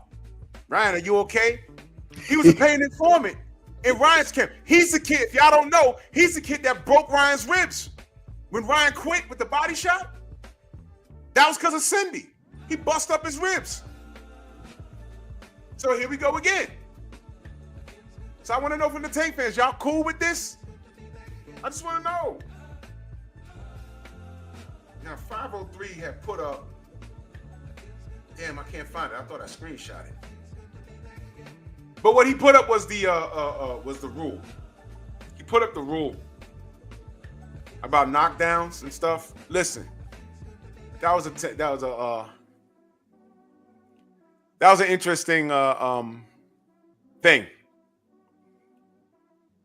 But I need y'all to know, if y'all are amateurs, or y'all training people, you tell your fighter don't take a knee unless they getting their ass whooped and they need to take a breather. But let them know that that's an automatic 10-8 round, bro. That's an automatic 10-8 round. I don't want to hear it.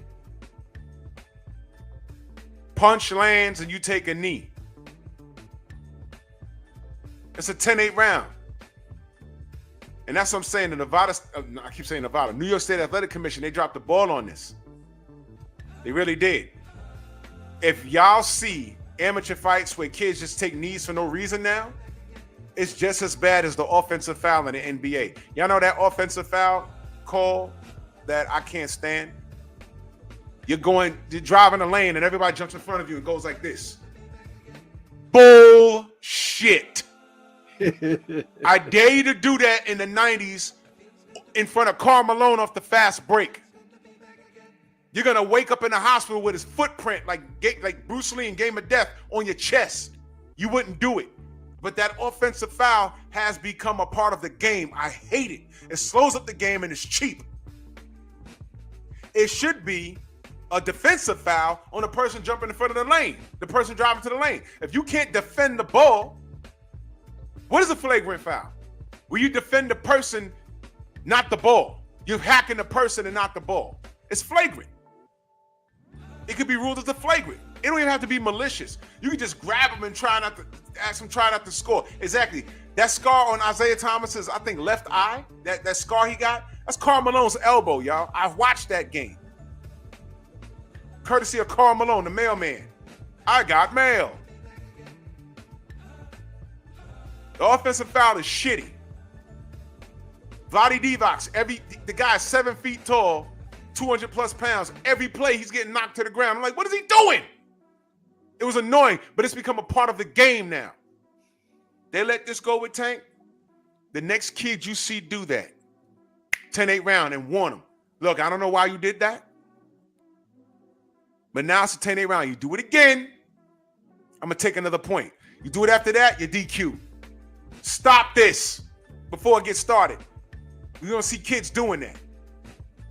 Zab Judah was getting mauled by Miguel Cotto. He took a knee, 10-8. Cotto was getting mauled by a cheating Antonio Margarita. 10-8. I've seen strategic knees. It was an option in one of the Knockout King video games. In a video game, Knockout Kings 2000, you could take a strategic knee, but it's a 10-8 round because the game start counting.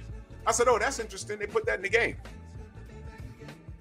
And then he says, I had grease in my eye. No, it was Lamont's jab.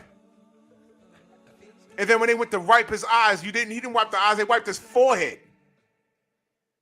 Man, I'm so sick. Yeah, Levon, he did, him and Tevin, I think Tevin, he also dropped the ball on that. I don't remember. I think they were supposed to fight, and I think Tevin Farmer kind of messed that up too. I got to research. I forgot, but Tank didn't smash the gas on him either. Well, that was back in that period of time when Tevin was one of the few black fighters over there on the zone, and he was in the midst of a career where he was fighting very frequent, and he was whooping people's asses, you know. And he was, and that was also around the same time that, you know, Mr. Gary Russell was champion and wanted to face Tank, and Tank wasn't even thinking about him. It's like, you see, there have been opportunities over the years. If the Russell fight would have taken place, you probably would have seen the same thing that you saw with Roach happen to Tank. If it was Farmer, it would have been a different type of fight because Farmer is a southpaw also. So, but a damn good boxer. You know, Tevin Farmer can box, man. People can talk about him all they want. He's not really one that's noted for power, but did he not put Williams Zepeda on his ass? Sure did. Perfectly placed punch. Sure did. Well, you know, all right, well, I ain't gonna belabor the point, but the latest news is the PBC, they don't want him fighting Lamont again. They want him to go get Loma. And right now, they probably throwing all kinds of bread at Loma, all kinds of You know stuff. the PBC gonna get what they want because the last person that didn't listen to them was Errol Spence, and you saw how That's they've right. handled Errol ever since. That's right. K-Rod, I see you. If I miss you in the chat, know that I love you. Salute. Yeah, man. So if we don't get a Lamont Roach rematch, y'all, and listen, y'all Tank pages for some reason, y'all pop up on my algorithm, y'all, and I see y'all titles, and y'all are having a very bad meltdown. A very bad one. And I'm just watching. I'm not, listen, I don't need to drag y'all. Y'all did this to yourself. I'm cool. So I'm just watching the fallout. And I will say this. If Tank doesn't run it back with Lamont immediate, J Bean, what up? Immediately. That tells me everything I need to know about y'all and him. I already know about him. Now y'all see it. And I'm just watching the fallout, and I'm going to enjoy it. Y'all are getting everything y'all deserve right now, which is reality. This ain't no malice. I'm just saying, look, that's all I'm saying. Remember when I said, I think Tank Davis is going to stop Lamont Roach in about 6 rounds. He's going to let him hang around for about 3 or 4 rounds, and he's going to put it on him. And by the time I'm watching round 6, it dawned on me, oh, he's fighting a fully hydrated dude that actually knows him and can fight him on the inside. By the time we got to round 9, I'm like, this is why he ain't want to fight no damn Devin.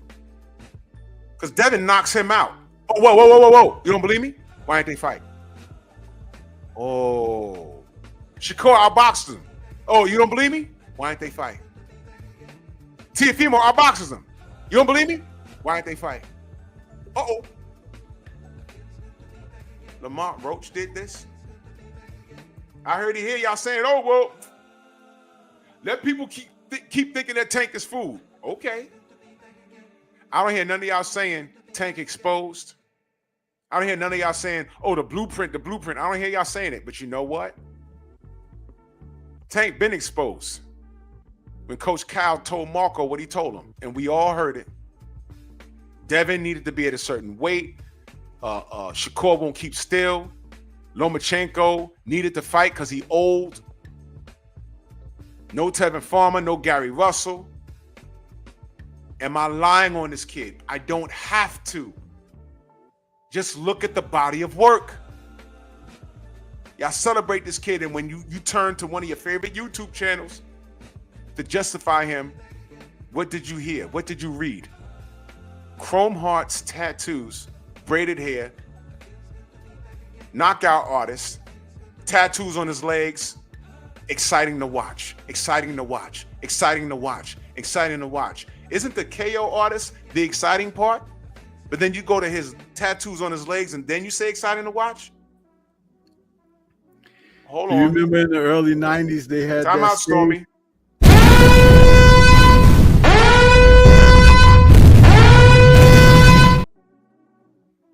Go ahead.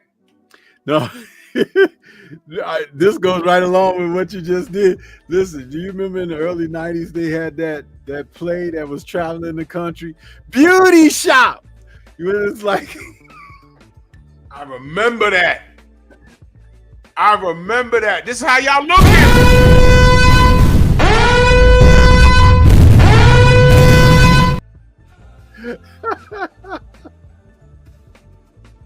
Beauty Shop. Every time these niggas talk.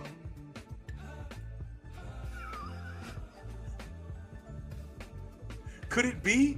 Yeah. And now what? I know some of y'all were at his watch party. Someone sent me a clip.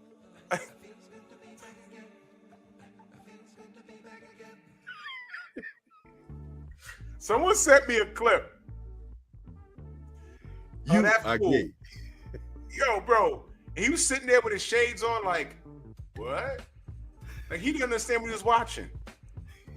And for a second, I didn't understand what I was watching until after round 6, I said, oh shit. He's fighting a fully hydrated, healthy dude that knows how to box. And he didn't run. He fought him in the pocket. Now, I am a believer in you are as good as your last fight. I could believe that.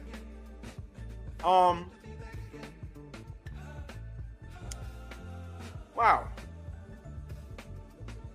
Well, his last fight, he wasn't too damn good. He wasn't too damn good, exactly. But Shakur was a technician in his last fight, and he fought Padley on like a week's notice. BF in the building. Salute to BF. He fought him on a few days' notice, which means he had no data on him, which made Padley dangerous. Believe it or not, y'all might not see it that way. But Jared Anderson also fought Charles Martin on a few days' notice, and you saw what happened. He got exposed. So I'm watching Shakur. He had no data until after the first round, and he put the beats on Padley.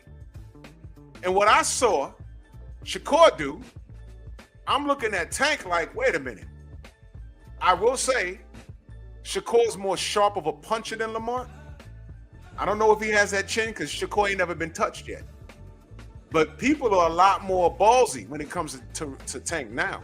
And I'm going to tell you something else. If he doesn't fight Lamont in the rematch, and y'all don't say anything, if y'all defend him ducking Lamont Roach in an immediate, I want an immediate rematch. Because all the greats, when they had close fights, they ran them back. If he ducks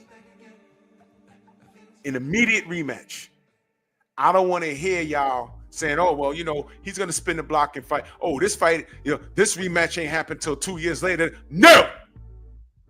Floyd had a close fight. He had to run it back immediately. And I know the Oscar De La Hoya, he never ran it back, but you know what? That was personal. But Floyd went on to do great things. He had a Castillo fight. Prior to that, he had to run it back immediately. Maidana had to run it back immediately. So if you put Tank, didn't Tank just get done telling us that Ryan Garcia was his Oscar De La Hoya? Didn't he say that? He just got done telling you that. And a lot of y'all was like, yeah. No. Oscar De La Hoya was great.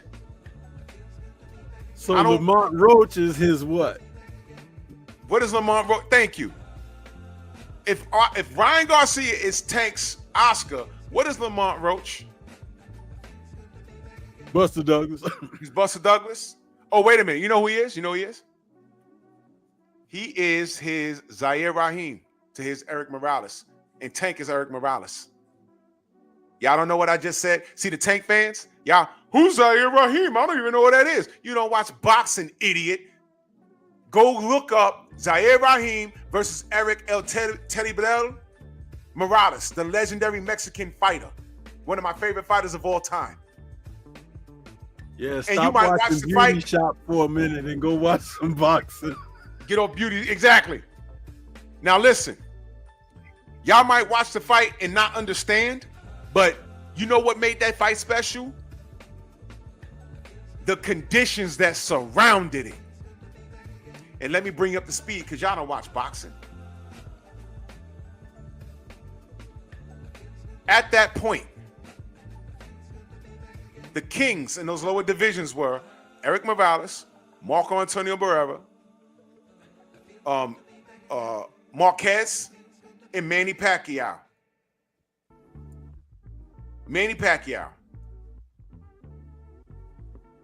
Morales just beat Manny Pacquiao.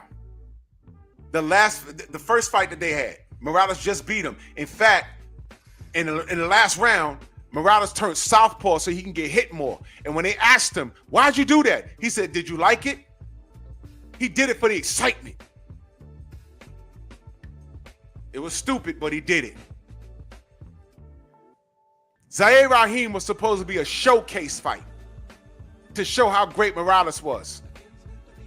And everybody said, oh, he's going to steamroll this guy. And who was in the front row?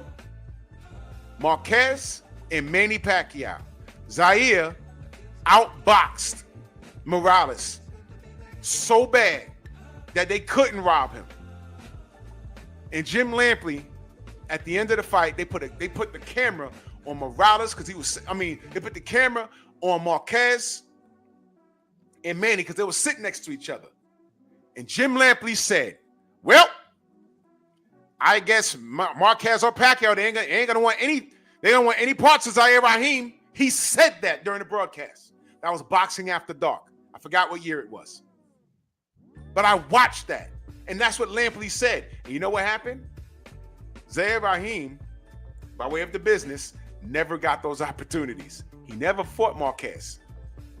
He never fought Manny Pacquiao. But Morales fought Pacquiao, what, 1 or 2 more times? Marquez fought him another 3 times. You sprinkle a little Barrera in the middle of that. What happened to Zaire Rahim? You see what I'm saying?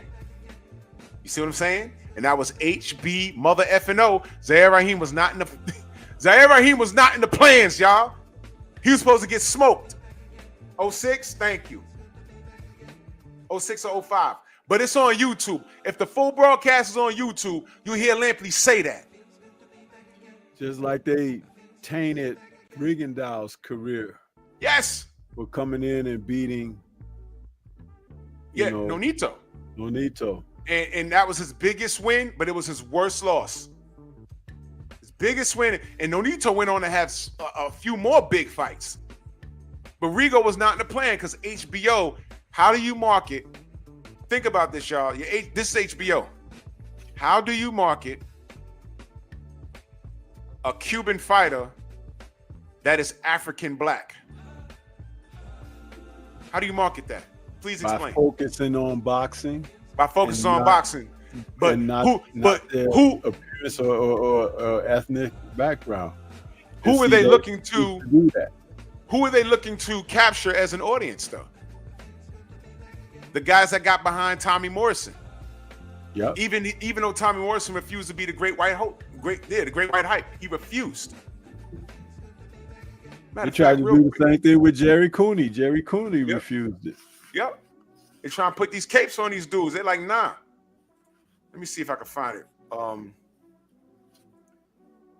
Morales versus Rahim HBO.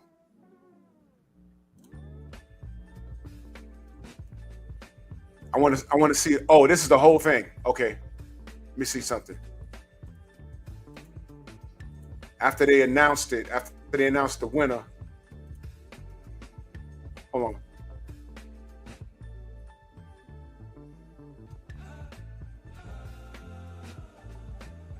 Let's see. And Chavez pulled a quitting move on Frankie Randall in their rematch. Yep. Frankie was on his way to whooping his ass again, and he took that cut and everything. He was like, oh, Richard Steele was like, can you continue? And he was like, oh, my eye, my ass, He was like, man, that's funny as hell. I got the fight up here. I'm trying to see if they trying to find where they El Gran Campeon had his ass whooped. See if I can find it. He said, well, I don't think Marquez or I don't think either one of them. Look, here you go.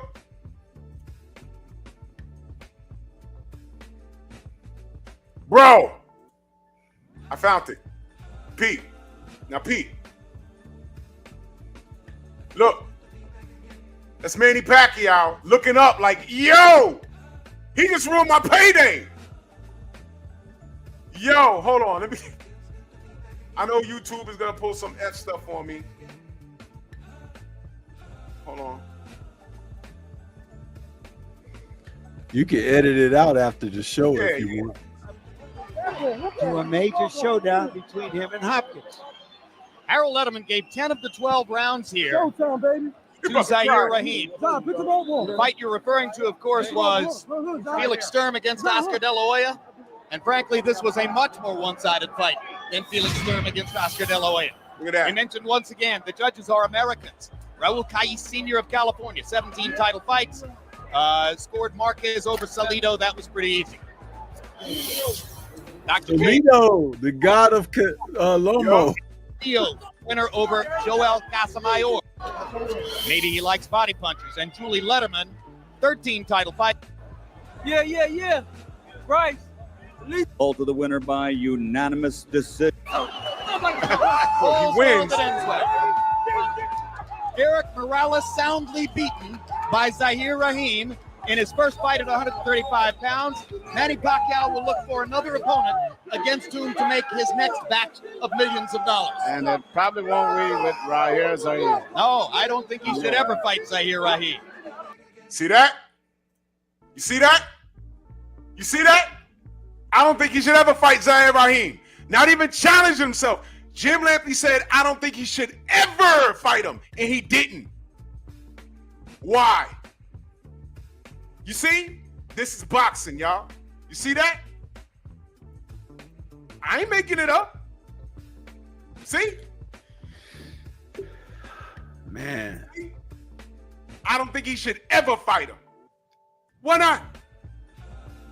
Because Coach Cal... I'll tell you why. That hard ER is too damn good. Too good. And then they say, oh, he's boring. He's not a knockout artist. Shit like that. Shit like that. I don't think he should ever fight him. And he never did.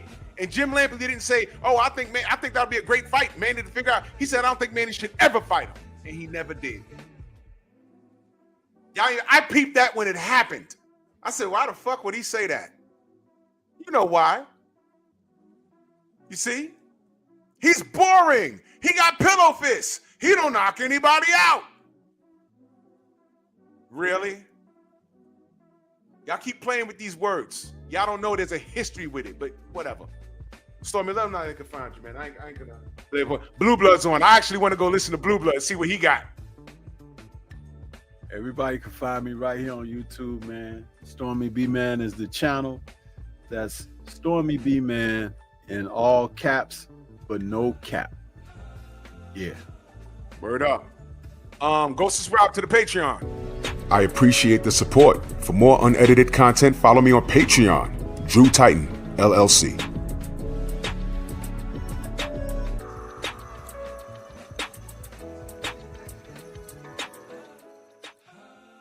We lit on Patreon. Stormy's Patreon's lit.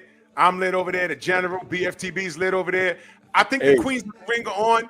Also, pull up multiple windows. Let me get a plug in for my Patreon.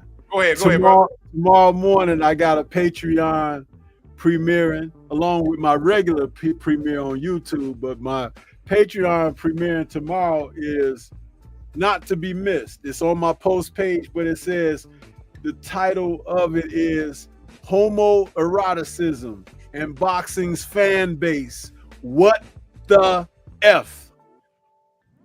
That's Patreon, y'all. It ain't YouTube. Yeah.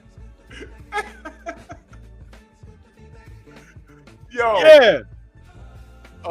Y'all make sure y'all pull up Queens of the Ring and Blue.